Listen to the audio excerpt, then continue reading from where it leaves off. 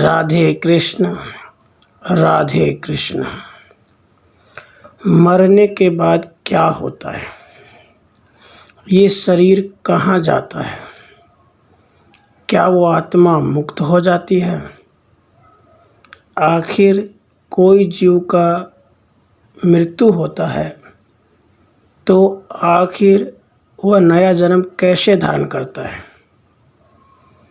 मृत्यु के पीछे, नए जन्म के पीछे क्या रहस्य है? साथियों, शरीर 3 प्रकार के होते हैं: स्थूल शरीर, सूक्ष्म शरीर, कारण शरीर। स्थूल शरीर 5 महाभूतों के पंचीकरण से बनने वाला शरीर होता है जो हमें दिखाई देता है। सूक्ष्म शरीर इस स्थूल शरीर के अंदर मौजूद शरीर का नाम है। जब हम सपना देखते हैं, स्वप्न देखते हैं, तो हम ये देखते हैं कि हम कभी अमुक स्थान पर गए, कभी अमुक स्थान पर गए, हमने अमुक बंदे से बात की।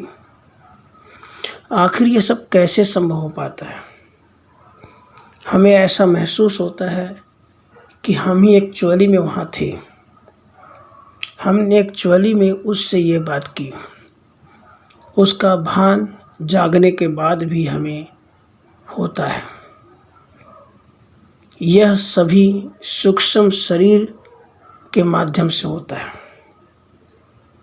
स्वप्न में हमारा सूक्ष्म शरीर भ्रमण कर रहा होता है।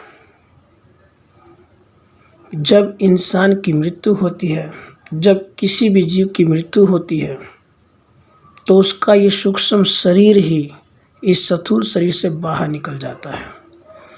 उस सूक्ष्म शरीर के अंदर ही कारण शरीर होता है जो आवागमन का कारण होता है, और उसी शरीर के अंदर आत्मा का निवास होता है। साथियों, अंत समय मति होवे वही गति। इस नियम के अनुसार जब भी किसी जीव का जन्म होता है तो मरते समय जो उसने इच्छा की होती है, मरते समय जिसमें उसका ध्यान होता है, उसका जन्म उसी योनि में होता है। मान लीजिए मरते समय किसी मनुष्य का ध्यान कुत्ते में था, तो जब वो मरेगा तो मरने के बाद स्थूल शरीर तो इसी धरती पर रह जाएगा। सूक्ष्म शरीर स्थूल शरीर से बाहर निकलेगा और पूरे ब्रह्मांड में घूमेगा।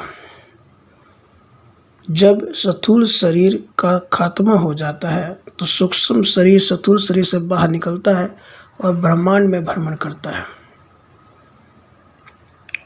अगर उसका ध्यान अंत समय कुत्ते में था तो वह कुत्ते की योनि प्राप्त करने के लिए किसी कुत्ते के भोजन करते समय या पानी के समय, पानी पीने के समय उस भोजन पर या पानी पर बैठ जाता है और भोजन या पानी के माध्यम से उस कुत्ते के शरीर में पहुंच जाता है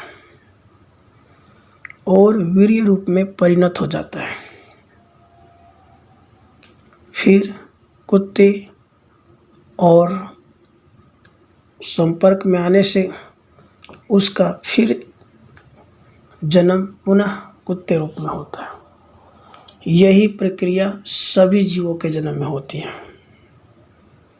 साथियों, जब भी किसी इंसान की मृत्यु होती है, किसी जीव की मृत्यु होती है, तो मृत्यु के बाद उस शरीर में से सूक्ष्म शरीर बाहर निकल के ब्रह्मांड में भ्रमण करता है और जिस जीव में उसका ध्यान होता है उस जीव के भोजन या पानी पर वह जीव बैठ जाता है और उसके शरीर में जाकर अगर उसका पुरुषत्व में ध्यान होता है तो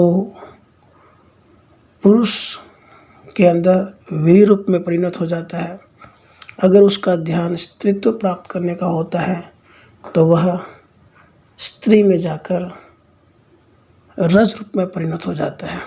फिर वीर्य और रज के मिश्रण से उसका जीव रूप में जन्म होता है।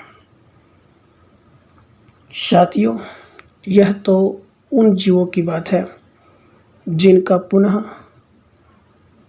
जन्म निश्चित हो, लेकिन जो मुक्त पुरुष होते हैं, जो मोक्ष के अधिकारी होते हैं, वो सूक्ष्म शरीर के रूप में जब वो बाहर निकलते हैं तो वो अपने परमात्म रूप में मिल जाते हैं। इसलिए सभी साधकों को चाहिए कि वो मरने के बाद जो परलोक मिलना है, चाहे मर्त्य लोक मिलना है, उसके लिए उसको सुधारने के लिए प्रयत्न करें। जैसे कोई इंसान काम करते करते थक जाए और उसको नींद आ जाए तो जागने के बाद जहाँ पर काम अधूरा छूटा था उससे वो काम करना शुरू कर देता है। उसी प्रकार जब कोई साधक साधना करते करते मृत्यु को प्राप्त हो जाए तो उसे नया जन्म, पुनः मानव जन्म मिलता है, और जहाँ से उसने साधना छोड़ी थी, जहाँ पर उसकी साधना अपूर्ण रह गई थी, वहाँ से वो फिर नई भक्ति साधना को साथ लेता है। इसलिए हर मनुष्य को चाहिए कि मरने के बाद उसकी जो स्थिति है वो अगर आवागमन में आना ही पड़ जाए तो मानव जन्म मिले, उसके लिए प्रयास करे। हालांकि उसका ये प्रयास होना चाहिए कि वह भगवान के भक्ति में ऐसा लीन हो कि परमात्मा को धाम में जाए और मोक्ष की प्राप्ति को सहायक हो। जो इस वृत्तांत को जान जाता है, जो इस रहस्य को जान जाता है कि मरने के बाद उसका इस प्रकार से आवागमन का बंधन होता है, और अगर वो अच्छा कर्म करे, भक्ति साधना करे तो मोक्ष को प्राप्त होता है। जो इस वृत्तांत को, इस रहस्य को जान जाता है, वह अवश्य ही मृत्यु के बाद की स्थिति को सही करने का प्रयत्न करता है और अपने आप को, अपने जन्म को कल्याणमयी बनाता है। तो आइए हम सभी यह जानकर कि मरने के बाद क्या होता है, अपने मरने से पहले अपने शरीर के द्वारा ऐसे कर्म करें कि हमारा यह जीवन सफल हो जाए। राधे कृष्ण, राधे कृष्ण।